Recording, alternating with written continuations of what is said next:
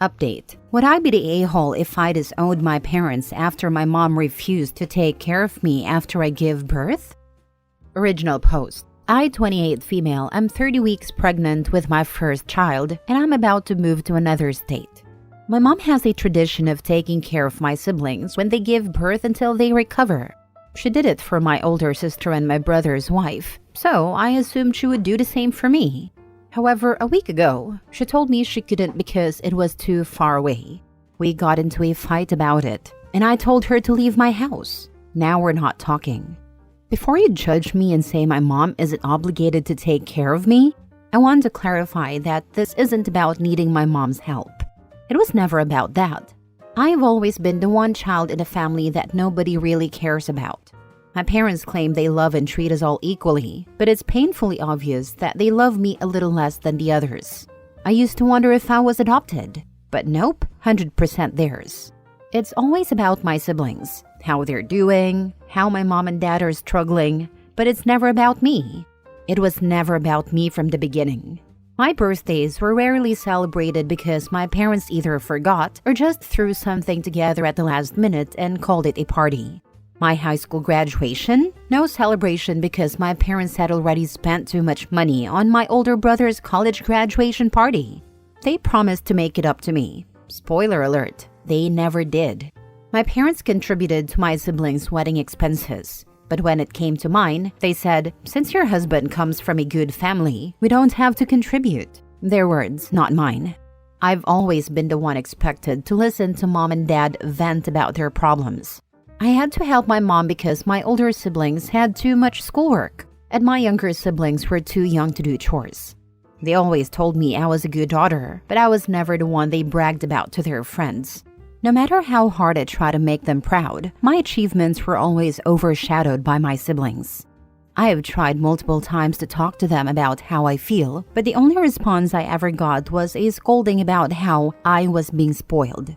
I hated my life until I finally moved out, but I never had the courage to cut ties, hoping they would change. Well, my mom just proved me wrong. Mind you, my older sister lives an entire ocean away, but my mom had no problem taking a 10-plus-hour flight twice to be with her. Yet somehow, a 4-hour drive to my home is too much? Especially when I'm in a place where I don't know anyone except my husband. I am so freaking tired of them putting everyone else above me. So, I'll make things right between us before I leave, because I don't want to end things on a bad note. But once I move into my new home, I will cut all contact. I don't have the energy for this anymore. Besides, I have my loving husband, and together we will build a new family, one where I am truly appreciated and loved for who I am. Note, I am the third of 5 children. Now for the top comments before reading the update. Not the a-hole. Tell her you can't keep in touch. It is too far away. She has been overlooked and undervalued her entire life by her parents. Her feelings are completely valid. This isn't just about her mom not visiting after birth. It's about years of unequal treatment and neglect. I think she suffers from dependable child syndrome. Parents always think they can neglect the kids who seem fine and focus on the others. As someone who has been in a similar position, my parents sometimes forget I have feelings. Luckily, it's never been this bad, not even 10% this bad. You don't even have to cut contact or block her. Just quietly quit. Don't initiate contact. Gray rock her when she calls her texts. Don't share photos of the baby, saying you don't want them posted online. This way, she can't act like a proud grandma when she hasn't even met the baby. If anyone asks why you're shutting mom out, just act surprised and say, "What? I'm just busy, taking care of a newborn with no help." She knows my number and address. She's free to call, but I don't have time to listen to her complain about her life. Because, I have an infant to care for. She'll either make an effort to prove how little she really cares. Now for the update. A lot has happened since my last post. I tried calling my parents, but they had blocked me, so I couldn't reach them. Still, I was determined to get the closure that the younger version of me had always wanted. So I called my older brother and asked if we could meet up to talk about the situation. He immediately refused, saying he wouldn't meet with me after what I had done to our mother.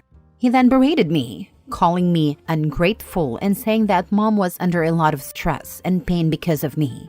I told him it wasn't fair for him to assume I was the villain, especially since he had never experienced my point of view. I reminded him that they never treated him the way they treated me my whole life. He knew they treated me like their personal chef, maid, and therapist for years. Yet, they couldn't even give me the love and attention I longed for, not even once in my entire life. But he just screamed at me over the phone, calling me a piece of trash for saying that. He insisted that mom and dad treated us all equally, and that I was just a narcissist who only thought about herself. I tried to speak, but my emotions got the better of me, and I broke down crying. He hung up on me. After that, I started questioning myself. Was I really the narcissist my family made me out to be? My husband was my rock through it all. He helped me process everything, though the doubt still lingered in my mind. I guess my brother told my parents I had called him, because 2 days later, Dad called me. His voice was filled with remorse, and he asked me to meet at their house. I was hesitant, but I thought maybe, just maybe, we could work things out, and I could drop the idea of cutting contact, even if mom didn't want to help out. After 3 days of talking to my dad, my husband and I went to their house to meet with them. I thought it would just be the 4 of us, my husband, my parents, and me. But they invited my brother and his wife too. As soon as we sat down, my dad started talking about how disappointed he was in me and how things shouldn't have escalated like this. I agreed, saying he was right. It shouldn't have come to this. But I told him I had assumed, since mom had helped take care of my sister and my brother's wife, that she would do the same for me.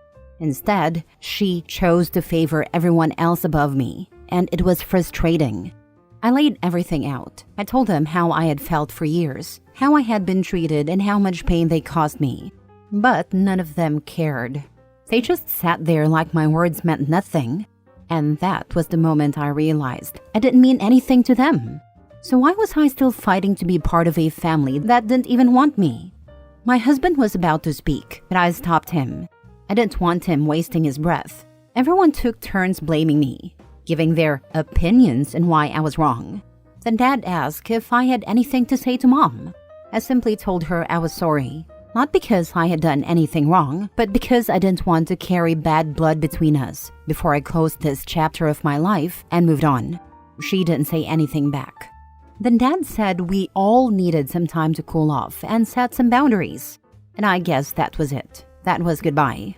Over the next 2 weeks, we packed up and left the state. I didn't tell anyone where we were moving. Once we were settled in our new home, I wrote a long message explaining everything, how they had treated me, how I felt, and how much it had hurt me.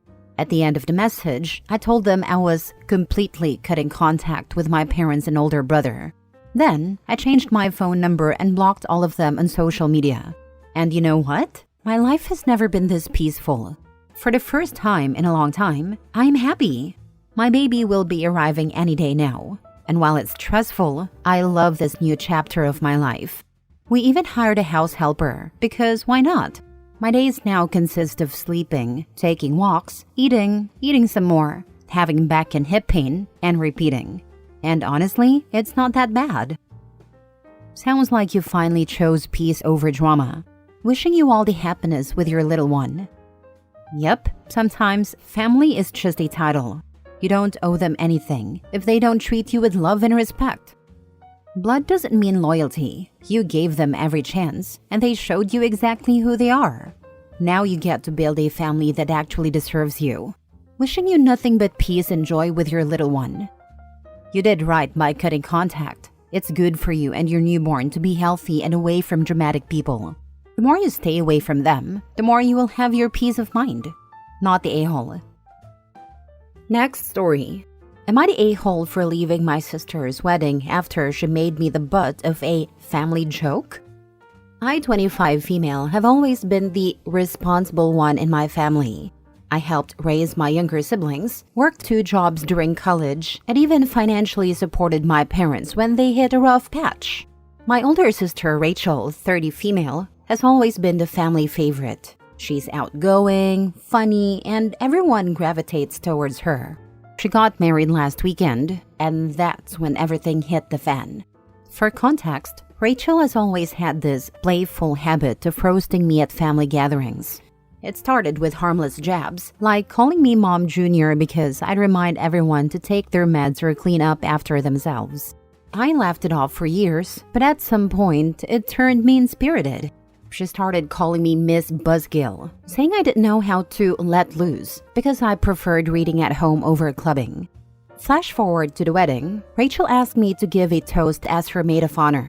I thought it was a huge honor, so I worked hard on a heartfelt speech about her finding love and the bond we share as sisters. But when it was Rachel's turn to speak, she gave this whole jokey speech about the woman I've always looked up to, as a reminder of what not to be. She then went on to jokingly compare me to a 1950s sitcom mom who probably schedules fun time. Everyone laughed, but I felt humiliated in front of 200 guests. Even my parents were cracking up. I wanted to keep it together, but after the speeches ended, I quietly excused myself to the bathroom to cry. When I got back, the jokes hadn't stopped. People at my table were still making comments about me being a buzzkill while pouring drinks. I couldn't take it anymore. I grabbed my purse and left. Since the wedding, Rachel has been blowing up my phone, calling me dramatic and saying I ruined her big day by storming off. My parents were siding with her, saying it was just a joke and that I need to loosen up. I told them I'm done being the family punchline, and now everyone's calling me selfish for making the wedding about me. Am I the a-hole? Now for the comments. Not the a-hole. Time to go no contact with your family and see how it goes. Absolutely. It's a little rich that parents who took financial and material help from their college-age daughter were laughing at her being called a buzzkill. You were doing all those things to plug the holes they couldn't. It's great that you helped, but you can just stop. Let them figure it out. Go buy books, travel, and do things that bring you joy. Let them keep their life of the party and their jokes. You'll be all the better for it. They have definitely shown you they don't respect or value you. Put yourself first now and prioritize your needs. You will be fine. Not the a-hole in any way. His sister's speech was hurtful and unnecessary. Leaving was a way to set boundaries, so she shouldn't feel guilty for that. Not the a-hole. When someone disrespects you as a person, you remove yourself from their presence. You know, this wasn't just poking a little fun. This was downright making you the butt of an ongoing joke. The fact that she would make her speech about you instead of the life in front of her with her new husband is despicable. She can find someone else to humiliate for her jollies from here on out. Last story. Am I the a-hole if I cut off my father if he stays with his girlfriend after she assaulted me? My father and I have always had a pretty good relationship. But to be honest, it has been strained since I had my first child about 9 months ago, as I haven't felt he's been very kind or supportive toward me. My husband, baby, and I recently visited him. He lives in a vacation spot, so we go every winter. His girlfriend, whom he's been with for a few years, moved in with him last year. She and I have always gotten along well, and I really loved her. I was even prepared to allow my son to call her grandma and encouraged my dad to propose when he told me he was considering marriage. To my surprise, only 3 days into our visit, his girlfriend came home from work and completely lost it at me, right in front of my dad. She started screaming at me, accusing me of ridiculous things and saying horrible mean things. I'll spare you the details, but essentially, she is an almost 60-year-old woman who has never married or had children, even though she always wanted to. It seemed like she was angry that I have a child, and she never did, and she used me as a punching bag as a result. I felt like I was back on a school playground being bullied by the mean girl. Eventually, she got so angry that she came an inch from my face, screaming insults at me and waving her long fingernails near my face. This is when my dad finally stepped in. He had to literally grab her arms and hold her back to prevent her from attacking me. But she kept breaking free and coming after me, screaming and chasing me around the apartment.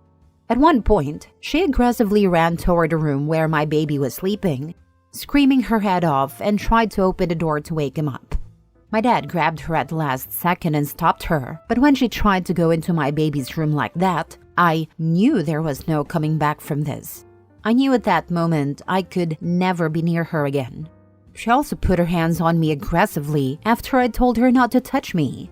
Throughout the entire altercation, I did not scream back or lay a hand on her.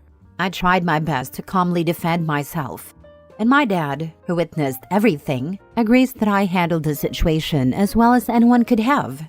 He admitted that her behavior was completely out of line, aggressive, and scary. Since the incident, I have not seen her, and I made it very clear to my dad that I will never go near this woman again, nor can I allow her anywhere near my child.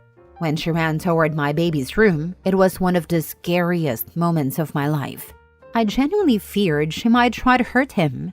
I even considered calling the police and filing assault charges against her, but I ultimately decided against it because I generally try to avoid dealing with the police. The problem I'm having with my father is that, despite everything, he has told me that he loves this woman and does not want to break up with her, even though he witnessed the entire event and agrees that her behavior was unbelievably horrible, aggressive, and terrifying. As a mother myself, I cannot understand why he would want to stay with someone who assaulted his child. If someone ever did that to my son, I would leave them immediately and never see or speak to them again. I am so disappointed in my father for choosing to stay with her after what she did. The entire thing was traumatizing for me. It's been weeks and I still haven't fully recovered. I told my dad that if he chooses to stay with her, I will have no choice but to cut him off, meaning he will also lose access to my son, his only grandchild. He says it's unfair for me to make him choose between us. To that, I told him that she is the one forcing him to choose because she's the one who attacked me. So, am I the a-hole if I cut my dad off for staying with his woman? The fact that you even have to ask if you're the a-hole is wild. She assaulted you, tried to get into your baby's room, and your dad still wants to play house with her? Nah, protect your peace and your kid. The reason I ask is because I was also abused by my mom my entire life and constantly feel gaslit by people, so I never know if what I'm doing is actually reasonable or not. My dad has been really trying to minimize what happened, and it's clear he's trying to gaslight me too, which is making me confused. I needed other people's opinions for clarity. Sounds like your dad is used to enabling the romantic partners in his life. I said the same thing to him. Not the a-hole. Honestly, I'd still file a report. That way, you've started a paper trail. God forbid, but what if she shows up at your home or does something to your dad? At least there will be a record of her assaulting you. You know what? You're right. After reading your comment, I called the police department and I'm waiting for an officer to call me back so I can file the report.